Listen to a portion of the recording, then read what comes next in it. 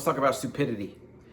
So I believe that most people have the intellect to not be stupid, but they act stupidly because they're biased, because of their perceptions. They've done research that actually shows that the higher intellect somebody has, the easier it is to deceive themselves. So the more biased they can be. Okay, so it then becomes, is it a choice to be stupid? Is it a choice to forego the self-awareness work that's required to challenge your beliefs and to challenge the things that you think you know? I'd say yes. There's this idea called Crony beliefs. I think Melting Out Asphalt was the brand or the blog that wrote that article. It's basically a belief that offers a benefit socially. So if you're trying to impress some girl and she's like, a tree-hugging activist, wants to go out and protest, you go with her and you start adopting her beliefs and you start thinking in ways to signal that you're, a good mate for her or a good match for her. That's an example of a crony belief. Maybe you haven't actually looked at the source material. Maybe you have no idea about any of this stuff. Maybe you don't know anything about the environment, but you're just doing it to try to get to her, right? That's a crony belief. Now think about your own life, the people around you, your job. If you're in like the media, all the powers that be want you to basically carry out a certain narrative, all right, which we see with a lot of left-leaning liberal media, which is just like, but you have belief systems that can benefit you or hurt you, okay? Depending on your job, your coworkers, your friends, your family. So let's say your family is very socially conscious, environmentally conscious, and you don't buy into it, right? Or maybe you decided you read a couple books on it and you want to be more of a skeptic because you just don't think that it's the full truth, or maybe you think that we don't know enough, right, etc.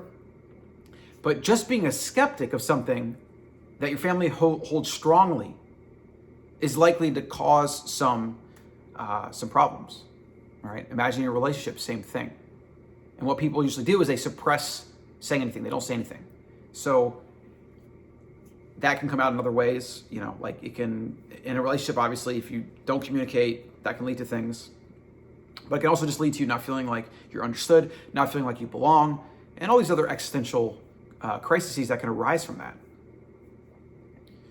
So what I've come to terms with that is I still struggle with this because I want everyone to be highly aware and intelligent. I want them to find truth, but most of the world is so far not towards the truth end of the spectrum that it becomes frustrating. But what I've accepted is that most people don't have the awareness and they're like kind of the openness to see truth, to challenge what they think they know. No, to just become more of a skeptic and say, well, there's a lot of things we don't know.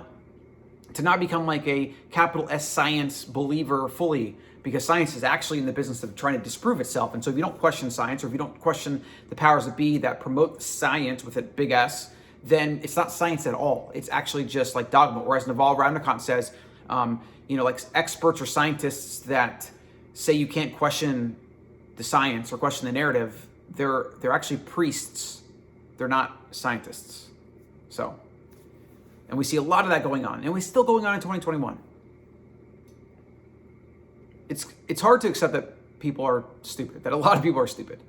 But I'm trying to meet halfway there, to have a little bit of compassion for my fellow humans by realizing that it's more bias, and it's not just about nominal intellect, right? It's more about biased perception and preconceived notions, crony beliefs, like I said, beliefs that benefit you some way socially, or they at least remove the risk of like combating with your family, etc. I don't know. I mean, it's the rare individual that can think for him or herself, truly, and to question his or her beliefs, and to even say I was wrong. Like, that is a rare thing.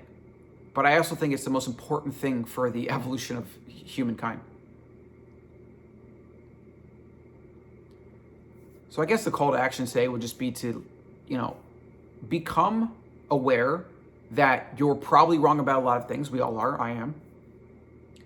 And one way to mitigate that, actually, if that kind of irks your ego the wrong way, is to become more of a skeptic and say, I don't know, shrug your shoulders, right? I think if we had more of this in life, it'd be better. We have too many people that want to sound intelligent or smart or this, or they want to support their narrative, and they just spew it doggedly, blindly. And that doesn't help anybody. That just creates tribalism, polarization, and is eventually going to lead to like some kind of conflict, actually, like maybe a major conflict. What we need is more nuanced thinkers and people that are willing to change their mind. We need to find middle ground, like wherever that is, wherever the truth is. It's usually somewhere in the middle, as Aristotle called the golden mean. We have to find that in everything, especially our ideas and our beliefs. And I think just generally we need more people that are willing to shrug their shoulders and say, I'm not sure, rather than just quickly opting for, oh, okay, I side with you, or yes, this is my camp, you're my group, so I'm gonna believe what you believe. Like, that's just, the world needs less of that shit. Oh my gosh, does it need less of that? Just short video. I'm gonna be doing more videos here. This channel is gonna probably end up being The Better Man, the new podcast I'm launching, but these ideas obviously apply to women as well. So if you've been following along, you don't need to leave. You can still watch the videos. Some will be more interesting to you than others. I spend a lot of time on mindset, leveling up, helping men become more critically thinking, independent, sovereign thinkers and men. But same things that help a man do that are likely to help a woman do that. And so now I'm gonna get this out there that's in the yard waiting for me. If you could only see. Okay, time to go.